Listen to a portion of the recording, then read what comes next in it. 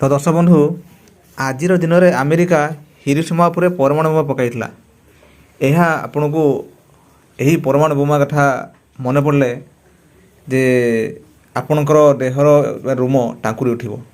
तो यही आज दिन में से पकड़े। तो आसतु आम जाना कहीं जे अमेरिका जापान हिरोशिमा उपर परमाणु बोमा पकाइला। यहाँ हूँ इतिहास माने घटना घटी किंतु एबे भी लोक मैंने जानवर अच्छा।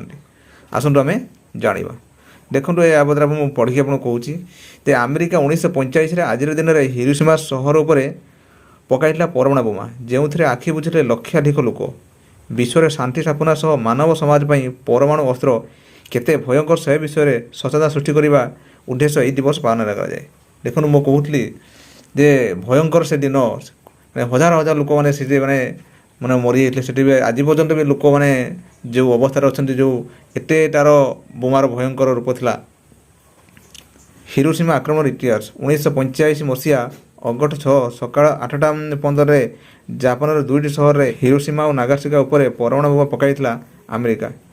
हिरोशिमा रे लिटिल बॉय एवं नागासाकी उपर फैन मैन नामक दुईटी परमाणु बोमा पड़ता। एथिरे हिरोशिमार 1,40,000 लोक मृत्यु घटा बेले नागासाकी 70,000-74,000 अधिक लोक प्राण हराई। देखो केते लोक आप प्राण हराई। यह व्यतीत किए हाथ हराई तो आउ किए गोड़ हराई चिर दिन अकर्मण्य हो जाता। सेहीपरि सहर मानचित्र संपूर्ण रूपे बदल जाता। लक्ष लक्ष कोठाबाड़ी भांगी चूरमार होगा सह प्राकृतिक सौंदर्य हराई बसी सहर। हिरोशिमार पुनर्निर्माण कहानी। हिरोशिमा ध्वस्त विध्वस्त होगा पुणी थे गढ़ी उठी समग्र विश्व को प्रेरणा देती।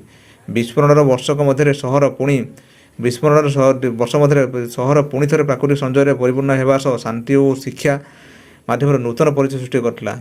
वर्तमान हिरोशिमा शांति सहर भाव में परिचित। एठार शांति पार्क एवं शांति मेमोरियल संग्रहालय कर जहाँ अगस्ट 6 प्रेरणा स्मृति मन पकाए एवं शांतिर बार्ता दिए।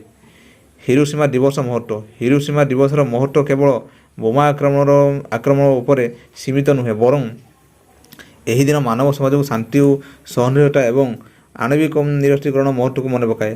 परमाणु अस्त्र विपद एवं यार विपर्यस्त परिणाम विषय लोक अवगत कराइबा यही दिन पालन करा जाए। परमाणु बोमार कारण। द्वितीय विश्वयुद्ध समय जापान शक्तिशाली अमेरिका विपक्ष में थिला। यही समय America naval states Pearl Harbor Japan उपर एयर स्ट्राइकिंग करते। बहु संख्यक अमेरिकीय सैनिक मृत्यु घटला। यह नहीं प्रतिशोध परायण हो उठा अमेरिका फल जापान उपर पकाइला परमाणु बोमा। यह था विश्वर प्रथम लोमहर्षणकारी आक्रमण।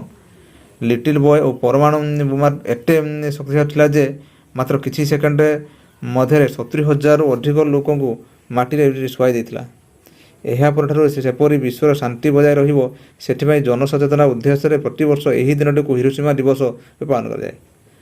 दर्शक बंधु तो देखिले कहीं आपंकर जे जे जापान उपर आप अमेरिका हूँ बोमा पकाइला। ये हूँ आपको कहीगली जे से दिन को मन पकाइवाई से दिन को आज दिन को शांति दिवस पालन करने आज दिन को हिरोशिमा बा यही दिन को पालन कर। दर्शक बंधु ये कहीगली गोटे गुरुत्वपूर्ण गोटे इतिहास गोटे कथा कही। दर्शक बंधु यदि आपने सुधा आम चैनल अच्छा कि सब्सक्राइब करूँ मतामत कमेंट लिखुँ। दर्शक बंधु रही नमस्कार। जय जगन्नाथ।